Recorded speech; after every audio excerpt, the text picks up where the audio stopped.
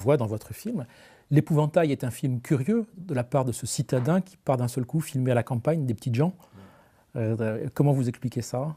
Je pense, vous savez, mais c'est un peu comme Bogdanovich qui va tourner la dernière séance, qui n'a jamais mis les pieds hors de New York ou Los Angeles, et qui va faire un film dans le Texas profond.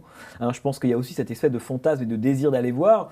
Moi, je pense qu'à mon avis, c'est un road movie. Il faut rappeler l'Épouvantail, The Scarecrow en anglais, avec une séquence d'ouverture, là encore. C'était aussi une époque où les séquences d'ouverture étaient des séquences marquantes, hein, l'arrivée d'Al Pacino et puis de Gene Hackman, hein, on est entre La mort aux trousses et Charlie Chaplin, hein, c'est absolument magnifique, et c'est vraiment deux losers, vraiment deux marginaux, hein, qui vont vivre une sorte d'anti-magicien d'Oz, parce qu'en fait, il s'appelle Lion d'ailleurs dans le film Pacino, le film multiplie les références au magicien d'Oz, d'ailleurs comme beaucoup de films de la période, et s'il disait que c'est la version noire. Il n'y aura pas de retour au Kansas, quoi, au Kansas natal. Et moi, je trouve que c'est peut-être le film de Schwarzenberg que je préfère, avec évidemment Panic at Needle Park, parce que je pense que c'est celui-ci le mieux saisir, en fait, cette espèce justement d'Amérique ordinaire, moyenne, sans jamais tomber non plus dans le pathos, ce qui est toujours un risque quand on va filmer ça.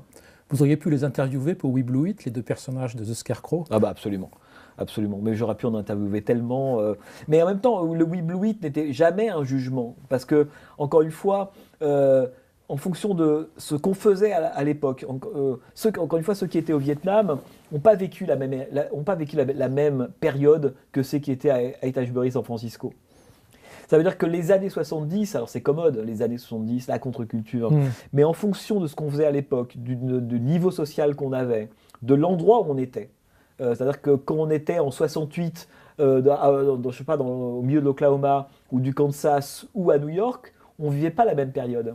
Donc c'est ça qui est toujours fascinant, c'est que on peut dire qu'on vit dans le même monde, mais pas sur la même planète. Et il y a eu, pour certains, les années 70 n'ont même jamais existé dans certains endroits de l'Amérique. Et pour d'autres, ça a été un événement absolument majeur.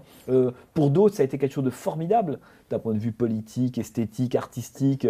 Et puis pour d'autres, encore une fois, ça a été par exemple le Vietnam. Et moi, quand je vais voir ce type qui a fait la guerre du Vietnam, etc., quand il pense aux années 70, pour lui, c'est l'horreur. I personally didn't know that they were protesting, they're protesting. I mean, we go over there and risk our lives, and they're protesting against us. Hey, all I knew is they put me on a plane to South Vietnam. I went over there and I did my job, and I went home, And to get home and be called a baby killer and spit at. Alors justement, transition, le Vietnam, Voyage au bout de l'enfer, qui est un film emblématique sur la guerre du Vietnam et surtout sur le trauma que celle-ci engendre dans l'Amérique profonde. Ouais. Là, vous avez bien connu Cimino déjà.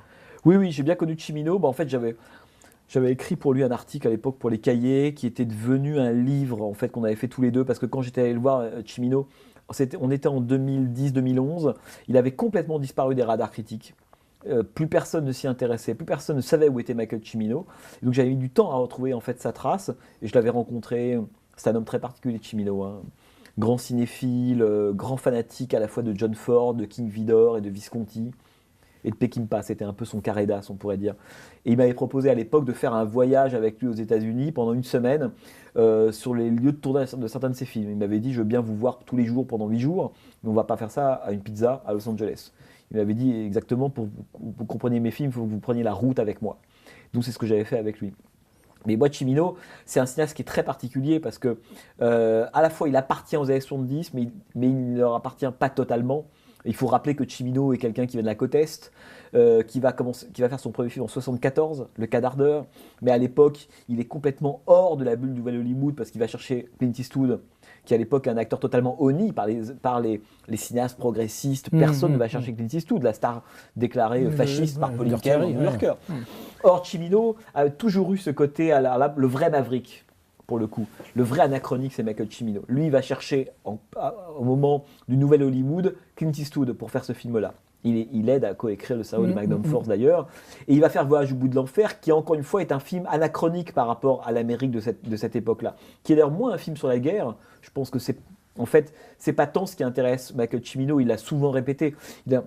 C'est pas un film sur la guerre du Vietnam, Voyage au bout de l'enfer. C'est un film pour le coup, sur la tragédie en fait d'une petite communauté frappée par une tragédie et la difficulté qu'elle va avoir à se reconstruire. Voilà. Pour moi, c'est le plus grand film américain des années 70. C'est Voyage au bout de l'enfer. The Deer Hunter, le chasseur de daims en anglais. C'est un film qui n'a pas d'équivalent. C'est un film monde. Voilà, de 3 heures en 3 grandes parties. C'est un des plus grands raccords de l'histoire du cinéma, le Nocturne de Chopin, que j'ai remis dans le film comme hommage, évidemment, au moment de la séquence des vétérans. Le plan d'après, on se retrouve au Vietnam. C'est à la fois un espèce de grand film épique, colossal, et en même temps un home movie. La première partie du mariage, on a le sentiment que ça a été tourné presque en Super 8, comme un film de famille.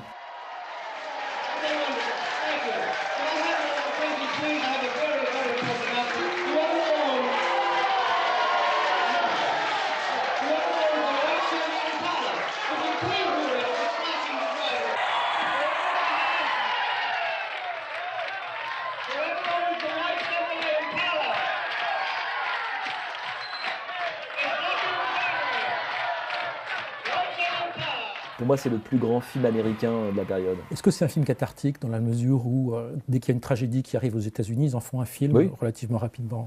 Oui, non, surtout qu'il faut rappeler que le Vietnam, le thème, la question du Vietnam a été un fantôme omniprésent du cinéma américain des années 70. Un critique américain qui s'appelait Gilbert Albert, si je ne dis pas de bêtises, avait écrit en 75. Il avait dit « Tous les films américains réalisés entre 65 et 75 parle du Vietnam d'une façon indirecte ou non. » Donc ça, c'est tout à fait juste. De Alice's Restaurant à Le Soldat Bleu de Ralph Nelson, tous parlent du Vietnam. Mais entre évoquer le Vietnam et faire un film sur le Vietnam, c'est pas la même chose. Et très peu de films ont été tournés sur le Vietnam. Il y a eu effectivement Le Merdier donc de Ted Post, mais après, il faut attendre des films comme Retour. On est donc à la fin. Il y avait Les Bérets Verts de John Wayne. Ah oui, 68. Qui a remis d'ailleurs, c'est John Wayne qui avait remis l'Oscar à Cimino. Absolument. Le paradoxe quand même. Et d'ailleurs, Cimino était très sensible à ça, parce que pour lui, John Wayne, c'était John Ford. Ouais. Et donc, cette idée que...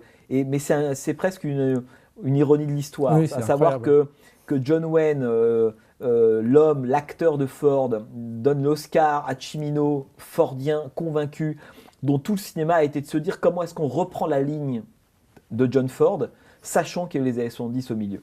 Donc, Cimino, c'est vraiment le cinéaste qui a jeté un pont par-dessus les années 70 en disant il faut repartir de Ford. Bien sûr, il s'est passé les années 70, d'où le fait que Le Voyage au bout de l'enfer est un film qui est à la fois totalement un film des années 70, qui prend en charge à la fois les personnages, les acteurs, le traumatisme, l'identité, tout y est. Et en même temps, c'est un film qui se pose la question de la reconstruction. C'est « Et maintenant ?» Le God Bless America de fin sur lequel on a tant parlé, tant décrié.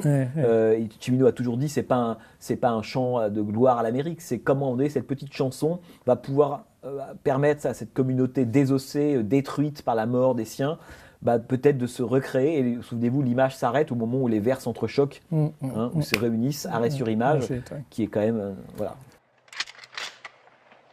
I fixed you up a million times. I fixed him up a million times. I don't know how many